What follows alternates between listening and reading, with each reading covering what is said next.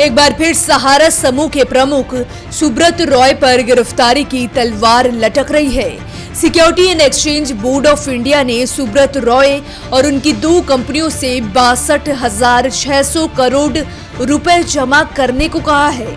इस बारे में सेबी ने सुप्रीम कोर्ट में याचिका दायर कर सुब्रत रॉय को 626 बिलियन का भुगतान तुरंत करने के लिए कहा और अगर ऐसा वो ना करे तो उनके पैरोल को रद्द करने की अदालत से गुजारिश की गई है।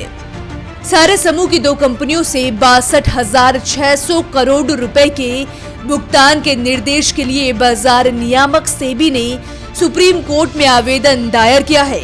सेबी ने कहा है कि अगर ये कंपनियां न्यायालय के पहले के आदेशों पर अमल करते हुए इस धनराशि का भुगतान करने में विफल रहती है तो सहारा समूह के मुखिया सुब्रत रॉय को हिरासत में ले लिया जाना चाहिए।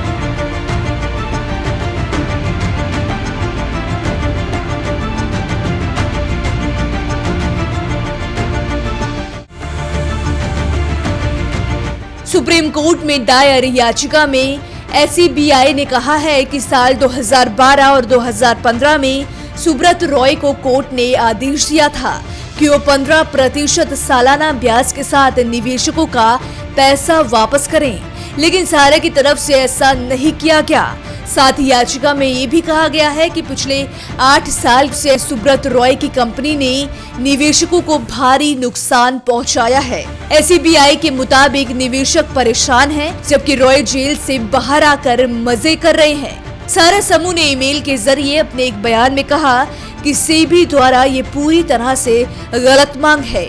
बयान के मुताबिक सेबी ने शरारती रूप से 15% ब्याज जोड़ा है और ये दोहरे भुगतान का मामला है क्योंकि कंपनियों ने निवेशकों को पहले ही भुगतान कर दिया है।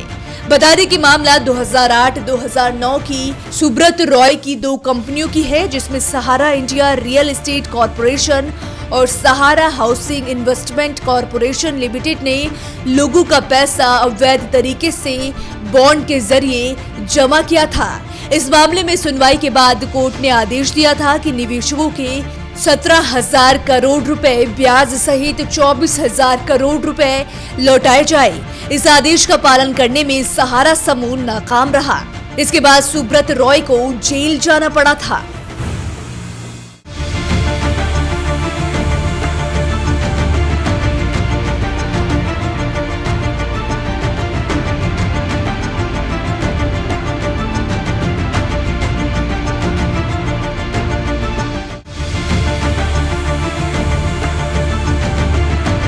न्यायालय में लंबित मामले में हस्तक्षेप के लिए 18 नवंबर को दाखिल आवेदन में सेबी ने कहा है कि अवमाननाकर्ता लंबी ढील दिए जाने के बावजूद इस न्यायालय के आदेशों का अनुपालन नहीं कर रहे हैं और उनकी देनदारियां रोजाना बढ़ती जा रही हैं।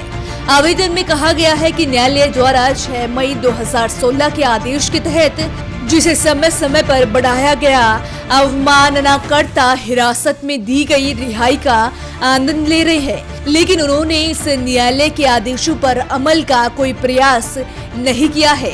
वैसे तो रॉय के मामले को नेटफ्लिक्स की उस बैड बॉय बिलियनियर्स सीरीज में दिखाया गया है, जिसमें एशिया के तीसरी सबसे बड़ी अर्थव्यवस्था भारत में चौपट हुए, जिसमें बिजनेस टाइकून्स कर्ज चुकाने में नाकाम रहने का जिक्र किया गया है। सुब्रत रॉय की कई तरह के कामों और क्षेत्रों में दखल रही है। कभी उनकी एयरलाइंस, क्रिकेट टीम, लंदन और न्यूयॉर्क में प्लस होटल वित्तीय करनियां रही है, पर वक्त की मार उन्हें अर्श से फर्श पर ले आई और 2 साल उन्हें जेल में सजा काटनी पड़ी। 2016 से वो पैरोल पर बाहर हैं।